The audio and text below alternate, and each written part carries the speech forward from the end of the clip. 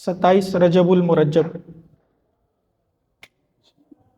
حضور علیہ الصلوۃ والسلام کو ایک ایسی نعمت نصیب ہوئی جو بہت بڑی نعمت اور بہت بڑا معجزہ حضور علیہ الصلوۃ والسلام کو نصیب ہوا، جو معراج کہلاتا ہے، جس کا ذکر قرآن پاک میں مختلف مقامات پر موجود ہے۔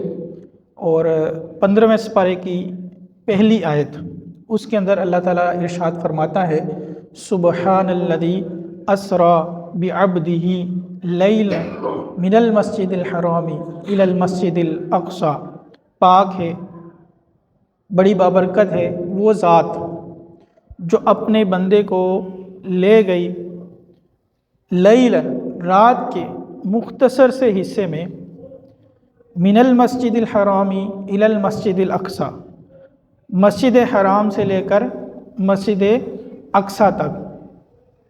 اور کیوں لے گئی؟ لنوریہ من آیاتنا، تاکہ ہم انہیں اپنی آیات، اپنی نشانیاں دکھائیں۔ اس آیت مبارکہ میں اللہ تعالیٰ نے حضور علیہ الصلوۃ والسلام کے سفر معراج کا بیان فرمایا۔ یاد رکھیں کہ معراج کے علماء کرام فرماتے ہیں 3 درجات ہیں۔ پہلا معراج کا حصہ جو ہے وہ ہے حضور علیہ الصلوۃ والسلام کا مسجد حرام سے لے کر مسجد اقصی تک کا سفر ہے۔ یہ وہ سفر ہے جو قرآن پاک کی اس آیت مبارکہ سے بالکل واضح طور پر ثابت ہوتا ہے۔ اگر کوئی شخص اس بات کا انکار کرتا ہے اور اس کو تسلیم نہیں کرتا تو گویا کہ وہ اللہ تعالیٰ کی اس آیت کا انکار کرتا ہے، اور قرآن پاک کے ایک حرف، ایک لفظ کا انکار بھی کفر ہے، اور وہ دائرہ اسلام سے انسان کو خارج کر دیتا ہے۔ تو معراج کا یہ حصہ جو اللہ تعالیٰ نے قرآن پاک میں بالکل واضح الفاظ میں بیان فرمایا، اس کا انکار کرنا کفر ہے۔ اور دوسرا معراج کا حصہ جو ہے وہ حضور علیہ الصلوۃ والسلام کا مسجد اقصی سے لے کر آسمانوں کا سفر ہے، جنت دوزخ کا سفر، جنت کی نشانیاں دیکھنا، جہنم کی نشانیاں دیکھنا، آسمانوں پہ جانا، یہ حضور علیہ الصلوۃ والسلام کی کثیر احادیث مبارکہ سے ثابت ہے۔ اور علماء اکرام فرماتے ہیں کہ جو اتنی زیادہ احادیث سے جو بات مسئلہ ثابت ہو، اب اگر کوئی بندہ اس چیز کا انکار کرتا ہے تو وہ گمراہ ہو جاتا ہے، وہ اہل سنت کا فرد نہیں رہتا۔ اہل سنت وہ ہے جو حضور علیہ الصلوۃ والسلام کے احادیث سے ثابت شدہ مسائل کو برحق اور تسلیم کرے۔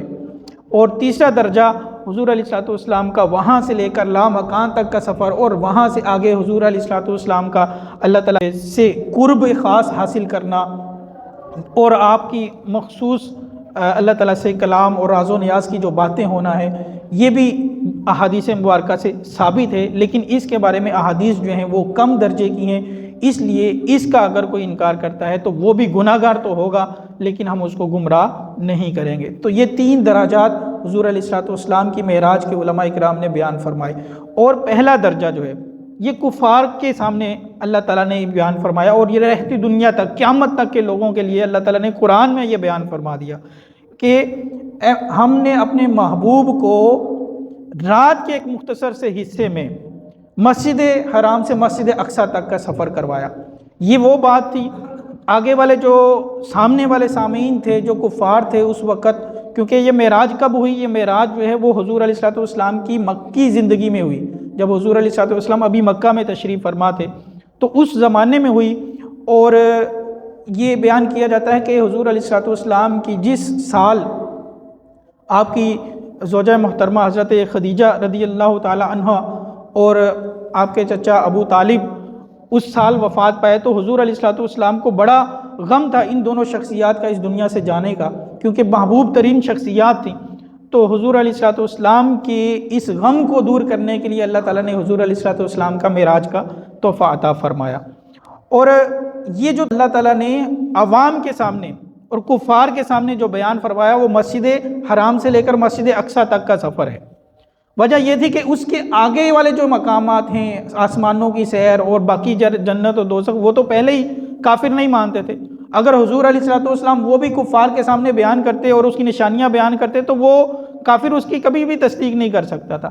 لیکن یہ مسجد حرام سے لے کر مسجد اقصی تک کا جو پورا سفر ہے، یہ مکہ کے کفار اس کو سارا اچھی طرح جانتے تھے، ان کے تجارتی سفر ہوتے تھے، ہر سال ان کے قافلے وہاں آتے جاتے تھے، اور ان کو معلوم تھا رستے میں کہاں کہاں پڑاؤ کرنا ہوتا ہے، کتنا یہ سفر ہے. یہ پورا سفر جو بندہ ایک سائیڈ کا سفر یہ 1 مہینے میں وہ طے کیا کرتے تھے. جو عام نارمل اس وقت سفر کے ذرائع تھے اس کے مطابق وہ 1 مہینے میں یہ سفر طے کیا کرتے تھے. لیکن اللہ تعالیٰ نے اپنے محبوب کو یہ سفر جو ہے فرمایا کہ ہم نے رات کے ایک مختصر سے حصے میں کروا دیا. وہ محبوب وہاں گئے بھی اور وہاں سے تشریف بھی لائے. جب حضور علیہ الصلوۃ والسلام نے کفار کے سامنے اپنا یہ سفر بیان کیا تو ابو جہل کہتا ہے کہ یار یہ ایک ایسی بات مجھے مل گئی، اب اس بات کے ذریعے میں مسلمانوں کو جو ہے وہ ورگلا لوں گا. مسلمان جو ان کو نبی تسلیم کرتے ہیں، جو ان کو رسول تسلیم کرتے ہیں، اب انہوں نے جو دعویٰ کیا ہے نا، یہ تو ایسی بات ہے عقل میں آنے والی نہیں ہے. ہر ذی شعور، ہر عقل والا بندہ یہ سمجھ سکتا ہے کہ اتنا سفر جو ہے ایک بندہ ایک رات میں کر ہی نہیں سکتا. تو بڑا اچھا موقع میرے ہاتھ میں آ گیا ہے، اب میں مسلمانوں کو جو ہے وہ ان کے دین سے پھیر دوں گا. اچھا صبح ہوتی ہے تو فرسٹ ٹائم پہلے ہی جس جگہ جاتا ہے وہ ابو بکر صدیق رضی اللہ تعالیٰ عنہ کے گھر پہنچ جاتا ہے. ابو بکر سے ملاقات کرتا ہے، کہتا ہے کہ آپ مجھے بتاؤ کہ مسجد حرام سے لے کر مسجد اقصیٰ تک کا جو سفر ہے 1 مہینے کا ہے. اگر کوئی شخص کہے کہ میں 1 رات کے اندر وہاں گیا بھی ہوں اور وہاں سے واپس بھی آیا ہوں تو بتاؤ تم مان لو گے؟ حضرت ابو بکر صدیق رضی اللہ تعالیٰ عنہ نے کہا کہ نہیں، یہ تو عقل میں آنے والی بات نہیں. کیسے ہو سکتا ہے کہ ایک بندہ 1 مہینے کا سفر جو ہے وہ 1 رات میں کر کے آئے اور چلا بھی جائے اور واپس بھی آ جائے؟ عقل میں نہیں آنے والی بات، میں اس کو تسلیم نہیں کر سکتا. ابو جہل بڑا خوش ہوا، اس نے اگلا وار کیا، اس نے کہا کہ اگر تم اس بات کو تسلیم نہیں کر سکتے، تمہاری عقل میں نہیں آتی، تو یہ بات اس شخص نے کی ہے جو تمہارا بچپن کا دوست ہے، جس کو تم نبی اور رسول مانتے ہو.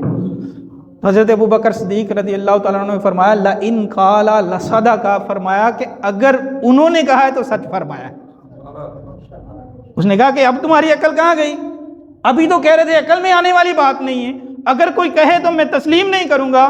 تو حضرت ابو بکر صدیق رضی اللہ عنہ نے فرمایا کہ تم نے کہا تھا اگر کوئی کہے، وہ کوئی نہیں ہے، وہ تو میرے محبوب ہیں، وہ تو اللہ کے رسول ہیں. اگر وہ کہیں تو میں اس کی بھی تصدیق کرتا ہوں، بلکہ اگر وہ اس سے اگلی بات بھی کہیں کہ میں آسمانوں تک گیا ہوں اور وہاں سے ہو کر آیا ہوں تو میں اس کی بھی تصدیق کرنے کے لیے تیار ہوں.